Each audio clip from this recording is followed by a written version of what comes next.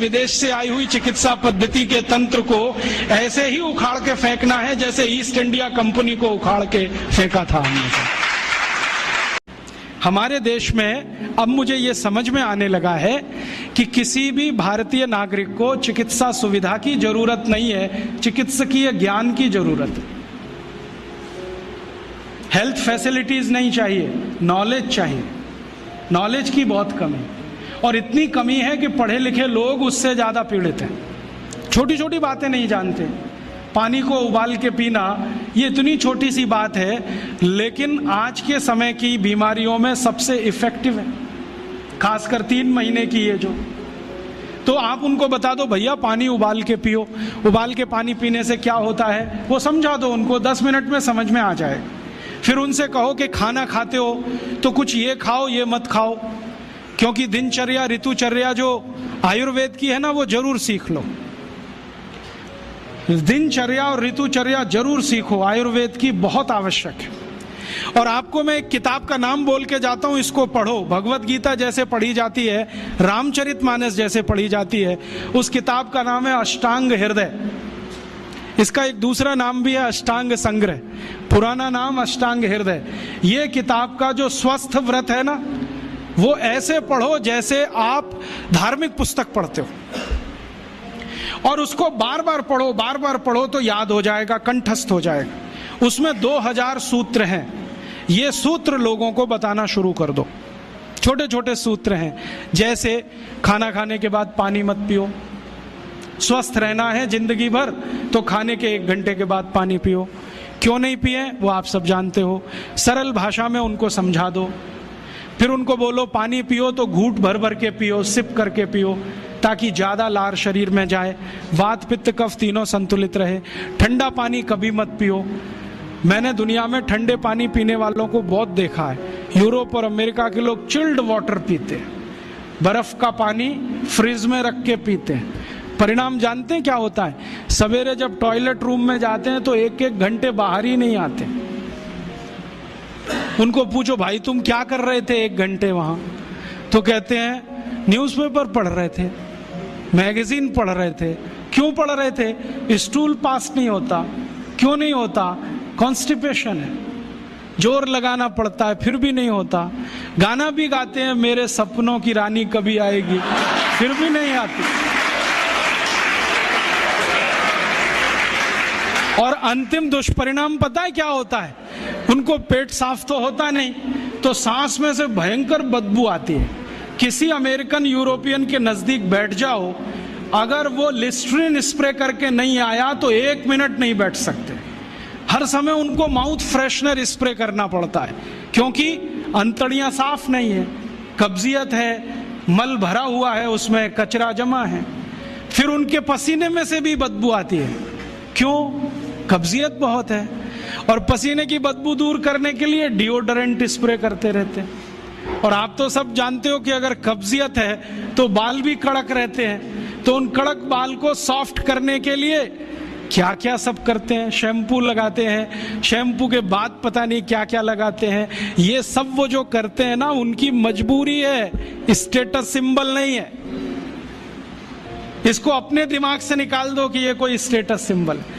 तो सरल भाषा में समझाओ, ठंडा पानी पीने से ये होता है, मत पियो, समझ जाएंगे। फिर उनको बोलो सवेरे उठो तो सबसे पहले पानी पियो।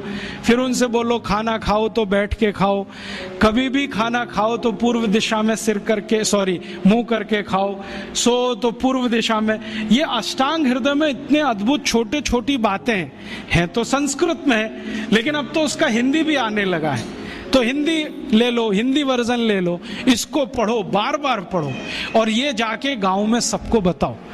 फिर उनको कहो देखो ये तो है स्वस्थ रहने के लिए, अब तुम बीमार पड़ो तो बताओ तुम्हारी बीमारी क्या है।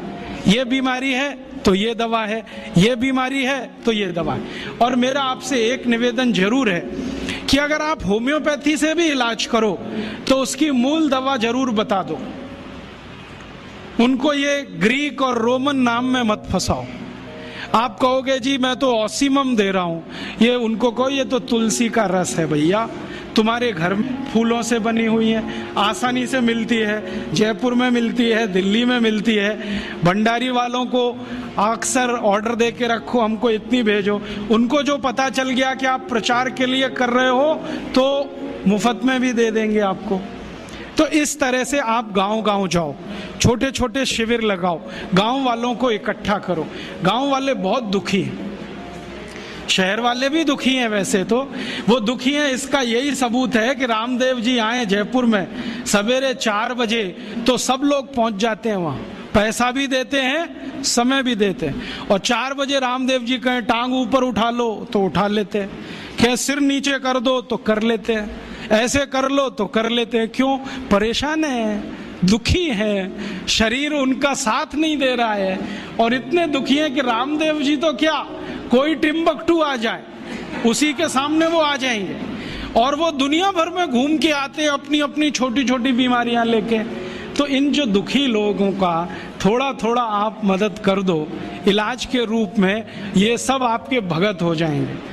और ये भगत हो जाएंगे तो कहो आप भी प्रचार करो इसका, वो भी करें, आप भी करो, तो ये इतना तेजी से मल्टीप्लाई करेगा कि 2-5 साल में एलोपैथी का बाजा बज जाएगा। और बजा देना है अपने को। हाँ, ये संकल्प लेके चलो कि इनका बाजा हमको बजाना है। मैं बहुत जल्दी एक टीवी चैनल शुरू करने जा रहा हूँ एलोपैथी का बाजा बजाने के लिए। इनकी सब पोल खोलनी है मुझे। हाँ, इनकी इतनी पोल है मेरे पास, कम से कम 1,500 से ज्यादा डॉक्यूमेंट्स हैं जो एलोपैथी के गंदेपन को सिद्ध करने वाले, इनकी निकृष्टता को सिद्ध करने वाले, ये कितने अनसाइंटिफिक हैं वो बताने वाले, कितने डॉगमेटिक हैं वो बताने वाले। मेरे पास ऐसे बहुत इंटरव्यूज हैं बड़े बड़े डॉक्टरों के, वो कहते हैं कि हम कोई डायग्नोसिस नहीं करते, तीर मारते, लग गया तो ठीक, नहीं तो तुक्का। और वो कहते हैं हम तो एक ही सिद्धांत पे काम करते हैं, trial and error, trial and error, देते जाओ गलतियां करते जाओ, देते जाओ गलती, भले मर जाए पेशेंट उसमें। हमारे पास तो कम से कम ये नहीं है ट्रायल एंड एरर वाला। हम तो जानते हैं कि तुलसी है तो उसके ये गुण हैं तो ये रिजल्ट आना ही चाहिए, मेथी है तो उसके ये गुण हैं तो ये रिजल्ट आना ही चाहिए।